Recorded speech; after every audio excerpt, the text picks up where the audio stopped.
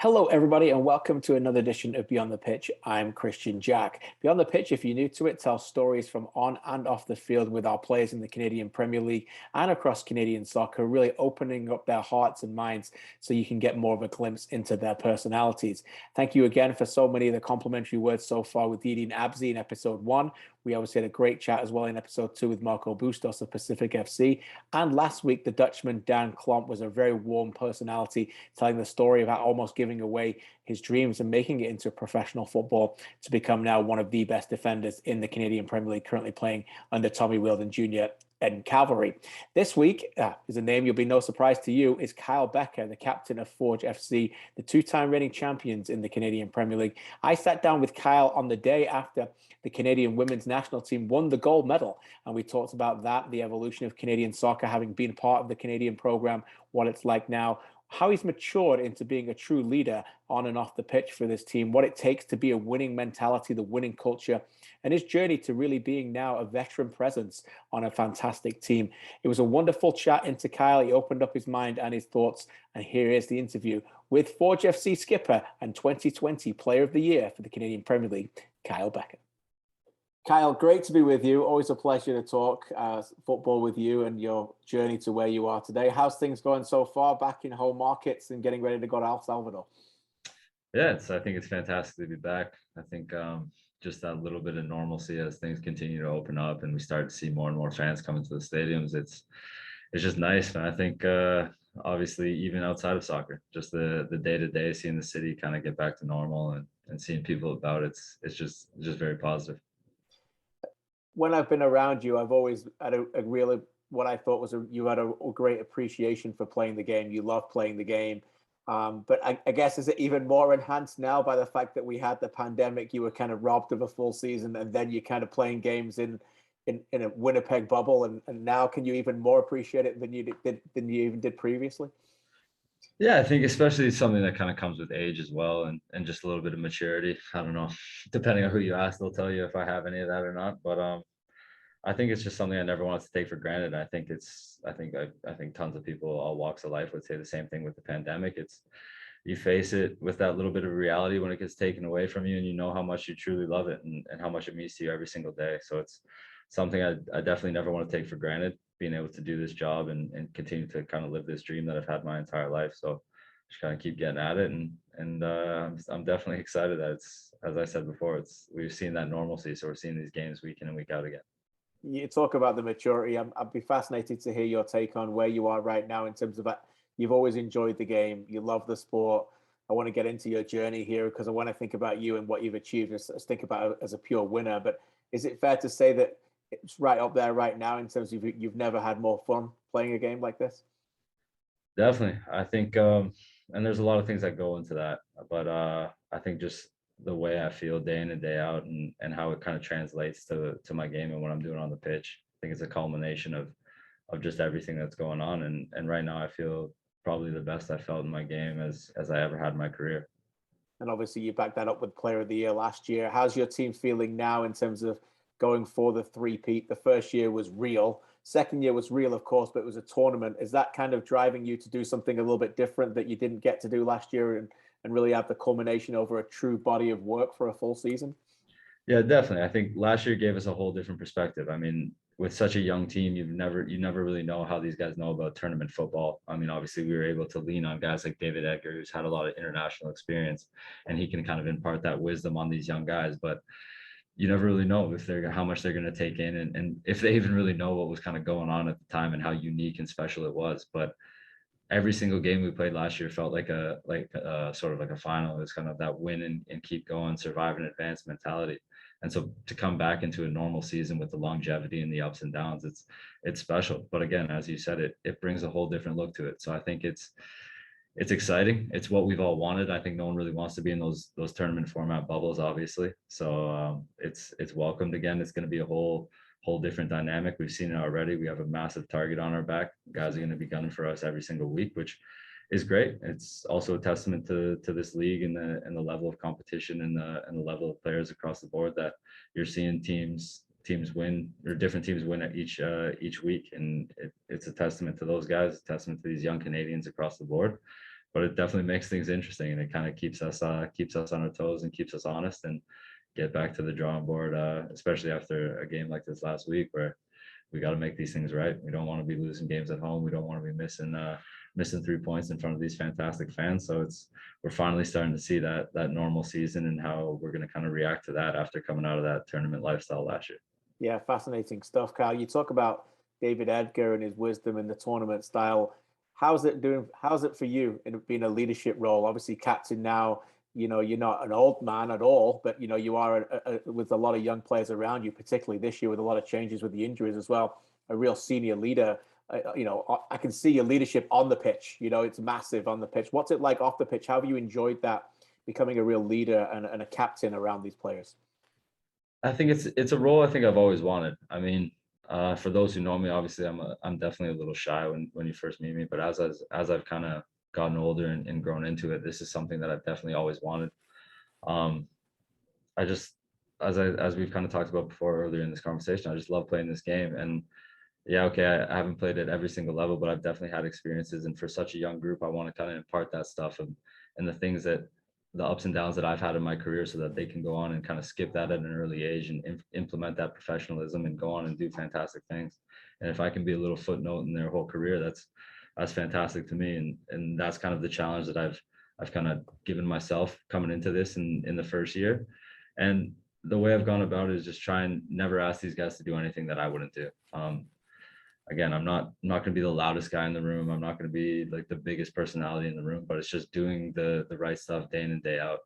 And definitely at times in my career being kind of on the outside of a lineup outside of the 18, I know how hard that can be at times. And just to maybe have that voice of a veteran guy in the league, maybe keep the guy focused, keep him going, show up on that Tuesday when you don't want to be there, when you're frustrated, you feel like you're out of the lineup and all that stuff, and just continually do the right thing. So you're never giving anyone an excuse to keep you out of the lineup. Those are the things I've tried to always remind myself of and keep passing on to these guys. And hopefully I've done a decent job of it so far. Well, you certainly have. I can say that as an outsider, but on the pitch, you're a huge leader as well. That mentorship role that you can help play with some of these guys. Who was that for you, Kyle, growing up? Who are your mentors, whether it be friends, parents, teammates? Who kind of helped shape you who you are?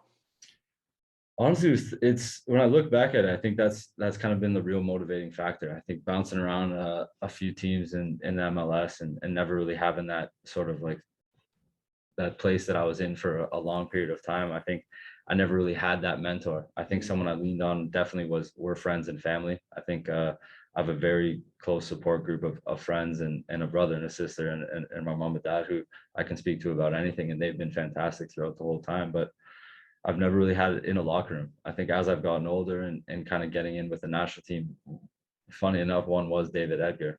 But again, we was when I was so young and he was a veteran in the league. I was trying to obviously keep my distance. Didn't want to get too comfortable with a veteran guy in the room. But he's as I've got to know him and we've kind of grown our relationship and our friendship. He's been someone who's imparted a lot of wisdom on me. Bobby throughout my career before we kind of took this job, when he was always someone I could lean on when he was when he was still doing Sigma, and he was someone I could always send a message to, and he'd give me that harsh reality of what I was doing, right or wrong. And that was someone I always leaned on. And it's been those little things. And again, as I said, I think my friends and my family have played probably the biggest role in this through to date. Fantastic. You mentioned MLS there. I remember the day you were drafted. I was in Indianapolis there covering that. And obviously, it was a massive moment for you and your family. Now it's gone. And obviously, in ways it did work out. In some ways, it didn't. Everything is a positive reaction to it, and it shaped you. How do you look back at that time? How do you look back at that chapter in your life in terms of how you reflect on things now it's gone? It's honestly, I look back on it a lot, and it's not necessarily regret. It's just everything. The way I look at my whole career, it's all just a little point that I can always look back to and figure out a way what I could have done better, where maybe I went wrong, where I had a little bit of a misstep, and it's a learning experience. I wouldn't take any of it. I wouldn't take any of it back. I wouldn't do any of it differently because it's kind of made me who I am today. And as I go on with this role in this group, it's stuff that I lean on to kind of help these kids as they're starting their career, and they're going to go on and do hopefully bigger things than I've ever done in my career, which is something as I said, I reflect on a lot. Obviously, when you ask me, I would love it if I went on and had an unbelievable career playing for Toronto, but the fact is it was still a special moment. It's something I would never take back. they gave me my opportunity to fulfill my dream and be a professional footballer. And it was fantastic to be able to do that and kind of come back and play in front of my family for the first time. Yeah, special moments. Kyle, when I still think of you, and despite the stuff in MLS, I think, as I said earlier, about a winner. And I'd love to know what it takes to become a winner and the culture that's set. And I don't just mean that from MLS, I mean that from way back. You're winning national championships, Ontario Cups, in your youth careers. What's it take for a team, and even now with Forge, to have that true winning collective mentality? What's it mean? And what have you learned during the years to force that on your teams? I think something personally that I always go to is just reflection. I think a lot of people sometimes, when you don't necessarily know me, you think maybe I have a little bit of a chip on my shoulder, but I think it's just because I hold myself so accountable to what I'm doing. Sometimes maybe I'm too harsh on myself, and it looks like I'm kind of putting it onto other people's, but it's just because I know that I'm not playing up to the standards that I've set for myself, and then just failing over and over and just not liking that feeling. It's something that just pisses me off. It doesn't feel great. It never sits well with me. And then just knowing when you get that little bit of taste of success, like how good that is, and just wanting that and just continuously driving for that. And that's the motivation. And I think especially with Forge here off these 2 championships, like the second one it didn't get old. It was like, all right, let's go for 3. And it's just that unbelievable feeling of coming together as a group, being successful in what you kind of set your minds to at the beginning of the year, and then having it all come together at the end. There's nothing better than that. So I think that's all the motivation I've ever needed. So when people talk about music playlists, I want to know about your soccer playlists in your mind. Do you find yourself reflecting on more games that you've lost or more games that you've won? I think going into a game, I would say, look at the good moments, just because it's the positivity, and maybe there's a little bit of that affirmation that is going to come true. But I'm not very superstitious. I don't really have a set routine. I like routine in my day, but I don't really have this, okay, I got to go over this checklist before a game to make sure it goes well. But looking back on those positive ones, I always feel better.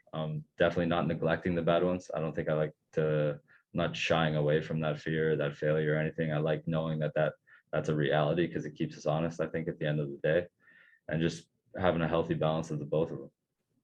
What about you as a player, Kyle, in terms of, obviously a lot of people saw you as a 10 when you were drafted in MLS, but you're so adaptable, in terms of your versatility. I was at the game against York, the home opener, and Alex goes off injured, and you sit back and you play as a 6 right away, and you're accomplished at that as a deep line playmaker. You can play with Cisse as 2 of the best midfielders in the league as 8s. Do you have a preferred position? Do you like mixing it up? Do you like to show so many different things in your toolkit? I think if I had a full preference, it would be as an 8. I mean, I just know I'm not an out and out 10. Maybe it's just I like to run around, get in the mix a little bit too often, and I don't like just sitting in those pockets. But I don't know. I've tried to just kind of take little bits and pieces from players that I've respected over time, guys I've watched at the highest level, and see where I can fit those into my game and just kind of keep progressing and keep going. I think the stuff with being able to drop into the 6 is just speaking with Bobby and just really studying the game and just seeing if I can test myself playing different positions. Obviously, it's not my strength. I'm not the best tackler on the field. I'm not going to be the best in the air, but being able to be adaptable and kind of change, that's the stuff that kind of fascinates me, and kind of playing in different formations, different positions, all that stuff, and just going out there, and it's exciting. It's fun. So I think that's just something, a side of the game that I really enjoy. You picked up on something there about studying the game, watching players at the highest level in those positions. What are some of the players that you watch closer than others? Who are those players that kind of inspired you? And maybe for younger players listening to this, because I know we get that there's so many coaches, particularly in North America, who continue to want to encourage those young players who play to watch games of football, even at the highest level. How much has that helped your game? I think it's everything, because I think that's allowed me to then go in and actually study our games. And I think the one benefit we have, obviously growing up, we didn't have Instagram and social media and all that. So we actually enjoy sitting down and watching a full game without distraction. I know it's harder and harder to do now, because you just pick up your phone in the middle of a game. And don't get me wrong, I'll still be a culprit of that from now and then, but there's nothing better than just watching an unbelievable game, like one of those exciting Premier League games on a Saturday morning that just, it's captivating from the first minute, and just seeing the ins and outs of everything. A player at this time, I would say, is Kevin De Bruyne. I think he's fantastic. Just the way he reads the game, his passing, his range, everything. He just sees stuff steps ahead of everyone. When I was growing up, my idol was Dennis Bergkamp. for me, he was my favorite player. I wanted to do everything that he was doing. Always on the front lawn trying to recreate that goal against Argentina by myself, throwing the ball over my shoulder, doing all that. So it was those are guys that I've always looked up to, just those creative midfielders who just see the game in a completely different light and just have the ability to kind of open things up that others don't, and almost at times kind of go unseen with the special things they do. But it's that recognition from other players in the team and the way other players talk about them. That's the stuff that's truly fascinating to me. We've had back-to-back guests on this show who loves Dennis Bergkamp. I spoke with Daan Klomp last week, and he was his idol, and he actually met him as well. Well, you wear orange, mate. You've got a little bit of the Bergkamp look. You've got number 10 on the back, so at least you're living the dream somehow, right? And that helps. I'm not mad at it. If you want to keep telling people, I won't turn it down. That sounds good to me. You're certainly taking over games in the CPL like Dennis did at Arsenal, for sure. What about Canada soccer? Obviously, the women's win the gold medal. The men's are having an unbelievable run at the moment under John Herman. How inspiring is this for the league itself, your team, the young Canadians, to see what is happening? It feels like a real shift, does it not, in the sport in this country that we've followed for so long? It's unbelievable. It's so exciting. It's a fantastic time. I think it's a culmination of so many things coming together, and just seeing those guys at that level just continue to go and have success and kind of play that fearless mentality and go out and really express themselves. And I think we're finally seeing like a unit at that national team level, which is exciting to see. And I think it's just something we've missed. We've had so many good players throughout the years, and for whatever reason, obviously I'm not the one who's going to decipher that, but for whatever reason, we were never able to kind of bring it all together as a national team. And to see it finally happening is fantastic. And I hope they continue to go on and push the envelope and keep doing what they're doing every game and play without that fear, and just keep driving for more. And if we can qualify for the World Cup, I think it's just going to unlock so many things in this country. And that, on the tail end of finally getting this league under wraps and being successful in this third year, it's an exciting time. And then obviously now with the women winning that gold medal today, it's just putting Canada on the map. And I think that's something we've all wanted as soccer fans in this country. And I think more and more, maybe we'll start to see people start saying that they are Canadian fans, and rather than what their grandparents were and all that stuff. And we're going to get that pride and something we have. And I think we're just going to continue to push forward. Amen to that. Do you find more people asking you, talking to you about the league? Do you feel that I certainly think the quality has gone up again this year. What do you think overall about that? Definitely. I think obviously there's an element of patience that has to come with this. I think we can't run before we can walk. And it is what it is. There's very much a startup company, albeit a soccer league, and that's something that's been around in sports. So we all know it and we have an expectation, but things easier said than done to get all these things right. And there's so many moving pieces, but the talent's been unbelievable since day one. I think people are always going to be skeptical at the start of these things, and they're always going to be quick to judge. But in the first year, we saw people turning heads, and we saw the talent that was here. And the more opportunities that these kids are going to get, they're going to start taking them, and they're going to continue to push the envelope. And we're just going to see it continue to grow. And I think that's what's happening. And yeah, okay, people are always going to be surprised, and it's fine as long as they're starting to kind of turn their attention here and keep giving these kids opportunities, and everyone keep going for it. Then I think we're only headed in the right direction, which is fantastic. Couple more for you, and again, thanks so much for your time. You've been really gracious. It's fascinating insight. El Salvador, it's going to be a tough trip for you guys, a unique one, playing 2 games out there. What have you learned during your time in these CONCACAF matches in the last couple of years that you've learned over the time that can help you there? Obviously, you got very close last year. What does it take in these different environments to get it done? Yeah, it's something we've kind of been speaking about for a while now. Obviously, the way we ended last year, we didn't have the best feeling about that. We felt a little hard done by, but again, we did that to ourselves, and we knew that we were never ones to make excuses about it. We still put our best foot forward against Marathon in that last game, and we felt we could have gone for more. So the reality is we know we can play with these teams, but there's still that element, that desire, that gamesmanship that they have down there that's so unique and so fantastic, that gives them that edge. And it's never going to be a welcoming environment, fans or no fans. It is what it is, but there's something special about that, and you got to take all that in. It's a learning experience, but you can take something from that. Want to be the guys to kind of go in and ruin the party and kind of live up to that challenge. And I think that's something exciting. And the more and more we get these games under our belt, and this young team gets that experience, I think we're just going to continue to grow, and it's going to help us in our domestic league. But it's element of ruthlessness. If we have those chances, we have to take it. If it comes in the first minute, we have to score goals. And I think we saw signs of that last year. And then it's just being as shut down as we can on that back end, and conceding nothing and just never giving them an inch. But again, as I'm saying, it's easy to say these words. It's hard to go down there and play in those environments. But I think it's a challenge that we're excited about. A couple of things from my observations as an outsider. Again, you can correct me if I'm wrong, but it seems like you guys have key core values about mentality. The winning mentality is there throughout the team, and then tactical versatility, I think, is one that you guys can drop from a back three to a four. Alex and UNC say arguably a top midfield that could play in MLS to go as all three for me. And those kind of things helping you guys as adjustments are needed on the fly, because some teams wait for 45 minutes to have that chat with the coach, don't they, before you move in? But you guys seem to have that cerebral qualities that you can make changes on the fly. Yeah, I think that's a testament to our staff. Obviously, they've kind of given us all those pieces to our arsenal. I mean, it's never fun being in a game when you feel like you're just chasing shadows for 45 minutes and you never really want to wait till halftime to sort it out. If you're able to switch things up on the fly, and whether it's stuff on the ball and you can kind of keep teams on the back foot and keep them pinned back, and little adjustments that kind of open up the game and help you see things a little better, it's only going to be a good thing. And I think it's adding all of those stuff to your game, and being able to kind of change things on the fly and troubleshoot when things aren't going well. That's the things that people want at the highest level. So I think we have a group that knows there's value in not waiting for a coach to be able to do this. Obviously, we want all of the tools in our belt to go out and make those decisions ourselves. And then it's just having that maturity and seeing that vision to be able to do it on the fly. And guys are buying in, and I think we're adding more pieces, and I think we're starting to see it come together. There's still times when it is a little rough around the edges, but that is what it is. I think anytime you're kind of trying to move in so fluidly from different formations within a game, it's unique, it's special to watch when it comes off, and it can be tough at times, but those are the things we can't shy away from. And I think there's no better time to do it in CONCACAF, because when you go down there and you actually take the time to put your foot on the ball, there is spaces to play.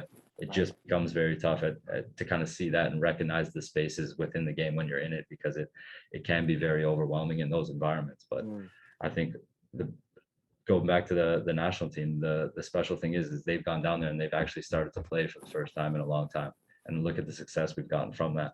So why not do it at every single level? We're all very good players. Believe in that. Go down there.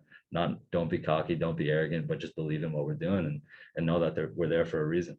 Yeah, we'll all be pulling for you, mate. Before I let you go, a couple of rapid fire questions for you, if you don't mind. What's the one football stadium you've not played in that you'd love to play in around the world?